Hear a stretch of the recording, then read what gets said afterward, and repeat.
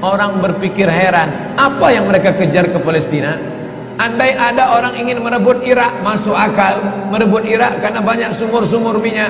Andai ada mau ekspansi ke Kuwait, masuk akal, karena sumur minyak di Kuwait banyak. Kenapa kembali ke Palestina? Ada apa? Tanah yang tandus, tanah yang kering kerontang.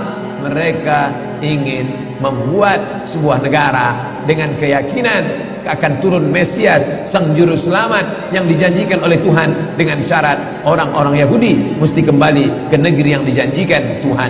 Yang kedua, Mesias sedang menunggu. Mesias melihat ke bawah. Kalau dia tengok di bawah masih banyak gurun pasir, dia tidak mau turun. Dia ingin melihat hijau. Kalau sudah dibentang karpet hijau, baru dia turun ke bawah. Maka yang dimaksud dengan hijau itu adalah ditanami tanaman-tanaman hijau, penghijauan yang luar biasa. Dan ketika Israel masuk ke Palestina, mereka ambil tanah itu, mereka hancurkan rumah orang Islam, mereka buat tembok panjang. Penjara terbesar dan terpanjang di dunia adalah Palestina. Mereka kurung orang Palestina. Mereka buat tembok beton yang tinggi, panjangnya 700 km lebih. Dari Pekanbaru kita lihat, Anda menuju Medan Sumatera Utara 600 km. Mereka membuat tembok tinggi 700 km. Bayangkan, umat Islam terisolir dan mereka tanami hijau-hijau. Makanya Allah berkuasa, Allah mau tunjukkan kuasa, lalu Allah buat tanaman hijau itu menyala. Dalam pokok yang hijau itu menyala beberapa bulan yang lalu. Heran orang, Allah mau menunjukkan kekuasaannya. Kalian tidak mau tolong Palestina, aku yang akan menolongnya. Tanaman yang hijau yang mereka tanam itu tiba-tiba terbakar. Tidak ada yang bisa mematikannya. Sampai-sampai reporter wartawan Amerika mengatakan, tidak ada yang bisa mematikan kebakaran ini kecuali Tuhan, karena Dia yang membakarnya. Mengerti keadaan kita zaman sekarang. Jangan sampai dikatakan Palestina bukan urusan kita. Ini kan masalah politik. Indonesia ya Indonesia, Palestina ya Palestina.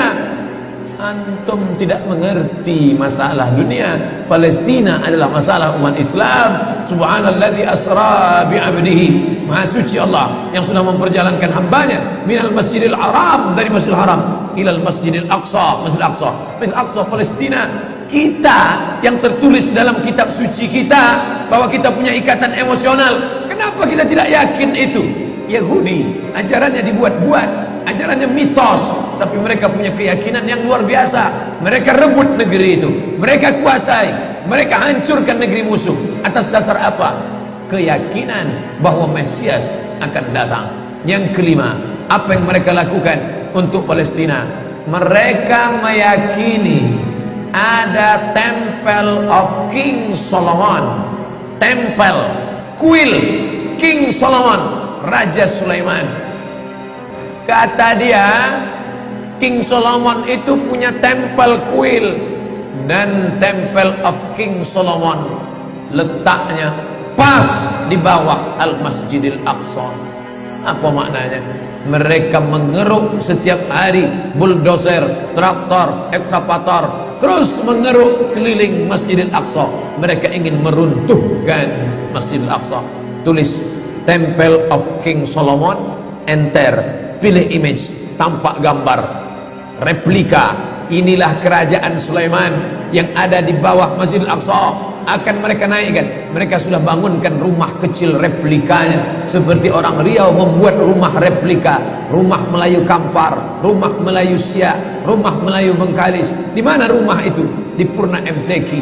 Anak-anak kita kalau mau tahu bagaimana rumah Melayu Kampar, bagaimana rumah Melayu Siak, bagaimana rumah Melayu Pelalawan, pergi ke sana. Sebagiannya ada, sebagian tak ada, entah kemana pergi. Tapi mereka membuatkan itu. Inilah dia replika kerajaan Temple of King Solomon. Artinya apa? Mereka ingin menghancurkan Al-Masjidil Aqsa berkeping, sampai akhirnya disitulah nanti kemarahan umat Islam. Entah marah entah tidak, melihat gayanya tak marah.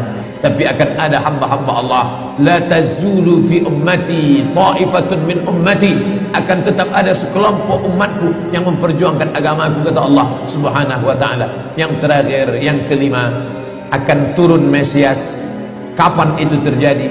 Ketika terjadi perang besar. Sebetulnya dalam agama Islam sudah dituliskan yang dimaksud dengan Mesias itu siapa. Kata Imam Al-Hafiz Ibnu Hajar Al-Asqalani dalam Fathul Bari, yang dimaksud dengan yang dinanti-nanti mereka itu adalah Dajjal. Dajjal itulah sesungguhnya yang sedang mereka nanti. 70,000 Yahudi wara'ad Dajjal. Ada 70.000 Yahudi yang akan berada di belakang Dajjal ketika dia turun nanti. Makanya tiap hari, tiap petang kita berkata, Allahumma inni a'udzubika min adzabi jahannam wa min adzabil qabri wa min fitnatil mahya wal mamat wa min syarri fitnatil masihid Dajjal. Dajjal itulah yang sedang mereka tunggu. Dajjal itulah yang sedang mereka nanti-nantikan. Kita menantikan kedatangan, dia pun juga menantikan akan kedatangannya. Bedanya apa? Mereka meyakininya dengan semangat. Semangat mereka luar biasa. Mereka bangkit. Umat Islam percaya. Padahal tiap hari dia katakan sebelum salam, Allahumma inni a'udzubika min adzabi jahannam wa min adzabil qabri wa min fitnatil mahya wal mamat wa min syarri fitnatil masihid Dajjal. Tiap hari dikatakan, tiap hari diucapkan. Tapi dalam hati, betul tak Dajjal ini datang? Entah iya entah tidak.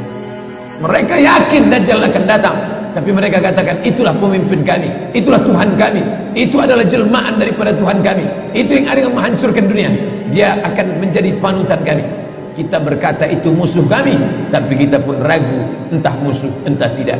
Oleh sebab itu kita minta ampun kepada Allah atas kurangnya iman kita. Subuh ini kita bangkitkan semangat kita. Kenapa Allah tidak menolong?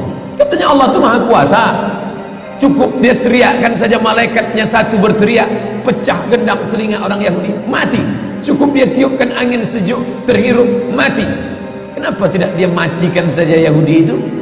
Datang Syekh Muhammad Jibril, Syekh Dr. Muhammad Jibril, Syekh Profesor Dr. Muhammad Jibril, dosen tafsir Al-Azhar. Kami undang, mahasiswa Indonesia mengundang di waktu di Mesir dulu kuliah.